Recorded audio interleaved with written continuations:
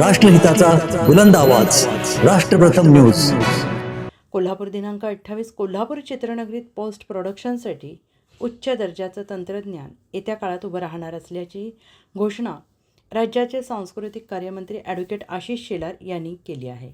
त्यांच्या हस्ते कोल्हापूर चित्रनगरीतील नव्यानं बांधण्यात आलेल्या चित्रीकरणासाठी आवश्यक विविध इमारतीचे उद्घाटन झाले. तसेच पोस्ट प्रोडक्शनसाठी आवश्यक दुमजली इमारतीचं भूमिपूजन करण्यात आलं. यावेळी सार्वजनिक आरोग्य आणि कुटुंब कल्याण मंत्री तथा पालकमंत्री प्रकाश आंबेडकर, खासदार धनंजय महाडिक, आमदार अमल महाडिक, आमदार राहुल आवाडे, चित्रनगरीचे व्यवस्थापकीय संचालक बिभीषण चौरे, मोरेवाडी ग्रामपंचायतीचे पदाधिकारी, कोल्हापूरमधील चित्रपट आणि नाट्य क्षेत्रातील विविध संघटनांचे पदाधिकारी, कलाकार, तंत्रज्ञ, नागरिक मोठ्या संख्येनं उपस्थित होते.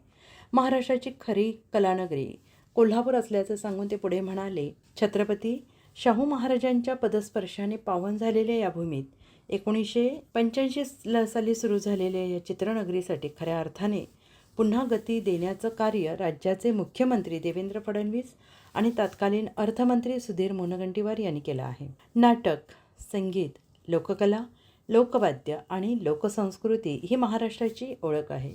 तशीच मराठी सिनेमा ही महाराष्ट्राची जगभरातली ओळख आहे. या दिशेनं काम करण्यासाठी मुख्यमंत्री देवेंद्र फडणवीस यांनी निर्णय घेतला.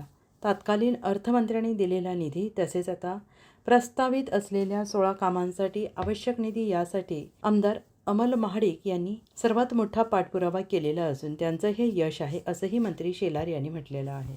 चित्रनगरी बांधण्यात आलेले मंदिर 1,44,00,000, चित्रीकरणासाठी बांधण्यात आलेला वाडा 4,70,00,000, चित्रीकरणासाठी आवश्यकता 3,16,00,000, चित्रनगरीतील नवीन टॉक शो स्टुडिओ बांधकाम 5,69,00,000, चित्रीकरणासाठी आवश्यक रेल्वे स्टेशन, चित्रीकरणासाठी आलेल्या मनुष्यबळासाठी बांधण्यात आलेले वसतिगृह या इमारतीचं लोकार्पण झाले. तसेच पोस्ट प्रोडक्शन स्टुडिओसाठी दुमजली इमारतीचं भूमिपूजन यावेळेस करण्यात आलं.